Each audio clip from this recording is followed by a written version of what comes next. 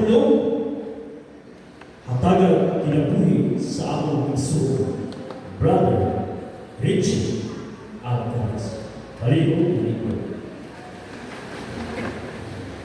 Ang pagbasa sa Santos ng Evangelyo, sumala sa Lucas. Himaya Ay, ang ma, nag-andar naman eh. Maganda. O napikas ang dahil na nagkitay dito sa templo. O niya isinggit si Jesus pagpuso. Padre, in manos tuas, Domingo, Espiritu Mino. Amahan ko sa imong mga kamot, itugyan ko ang akong Espiritu. Uman siya makasulti ini, naatay siya ang Evangelyo sa Diyos. Thank you. Baligo.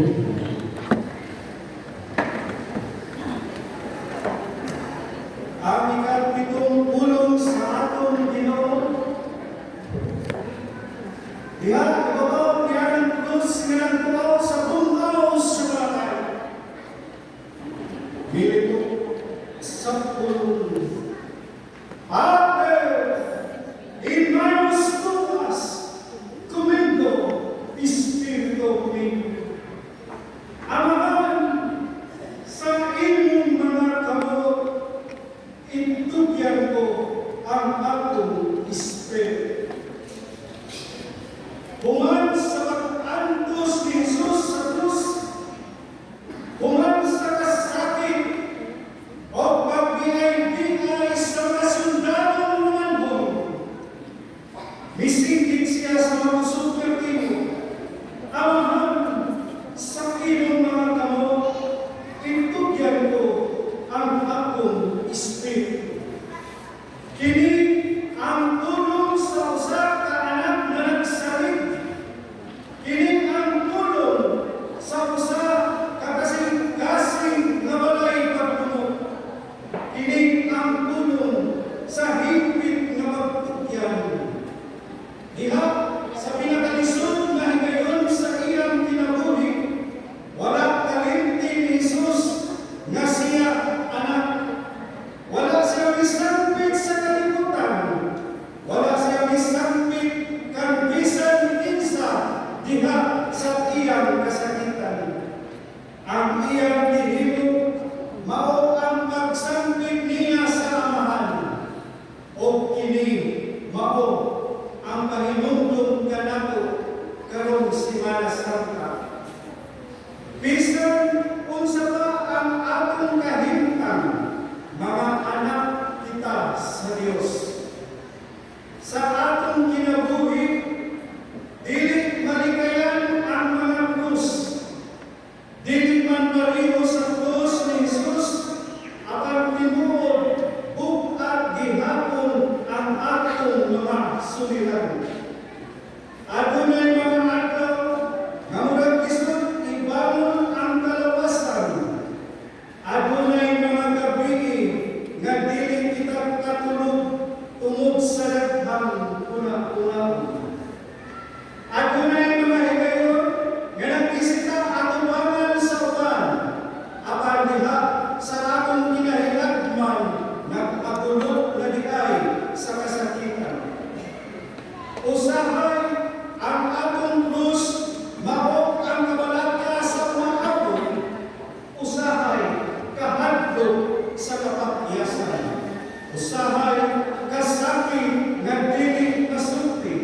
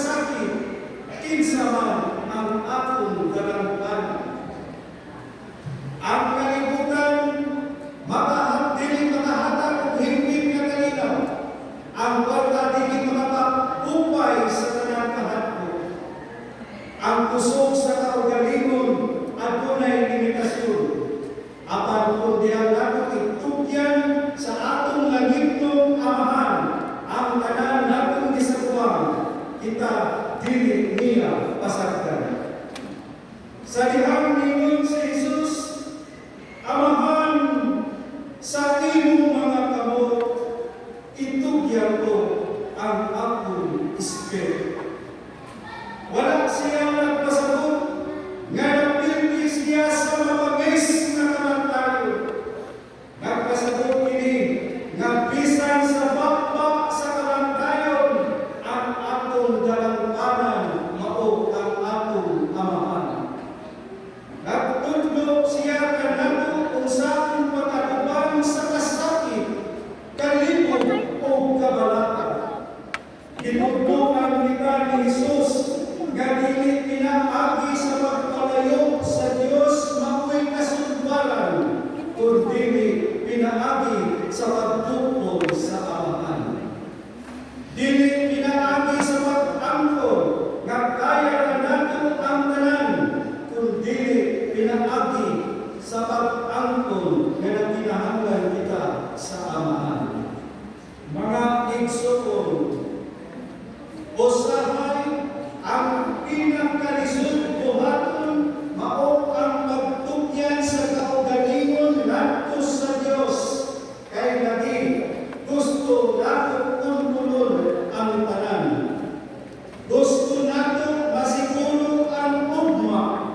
Gusto nato nga klaro ang tanan nga tubag sa tinuod. Usahay makalimutan ng sangkit sa Diyos. Mas pilimon bang mag-atos na kitarapsa, mas gustuhon bang magpabilin sa kahadlo kaysa mag-ampo, apan kung atong bunga-bungaon, kung dili nato itugyan sa amahan ang atong kasakit, asa man nato kinigadkon, kung atong isalig lamang sa atong kaugalingon ang tanan, kita ang mabukatan. Mahimo kitang kapuyon o manuya, apan kung atong itugyan sa amahan ang atong kahimtang, at dunay kalinaw nga mosulod sa atong kasing-kasing. Dili man dayon mausap ang sitwasyon, apan sayon kita nga wala kita mag-inusara, diha sa kakapoy, musangkit kita. Diha sa kahadlo, musangkit kita. Amahan, sa imong mga kamot, itugyan ko ang akong espiritu. Ang pulong ni Jesus, naghatag ganato o paglaon, isip-isip mga anak sa Diyos. Karong Simana Santa, samtang atong tanawon ang Diyos, dili lang nato hinumduman ang kasakit ni Kristo. Hinumduman sa nato ang iyang pagsalit. Kay ang Diyos, dili katapusan sa asoy sa kinabuhi ni Jesus. Ang iyang pagtugyan, mao'y dalan padulong sa iyang pagkabalibang. Mga igsoon, ang ikapitong pulong, dili pulong sa kapintihan, kini pulong sa anak na nagasalig kanunay sa amahan. Dili kita magpabilin sa kahadlo, dili kita magpabilin sa pag-inusara, sa matag kasakit, sa matag problema, sa matag kahimtang na dili nato masagdan. Hinapot nga masulti usab nato gikan sa kinasing-kasing kayo. Amahan, sa imong mga kamot, itugyan ko ang akong espiritu. Kaya ang mga kamot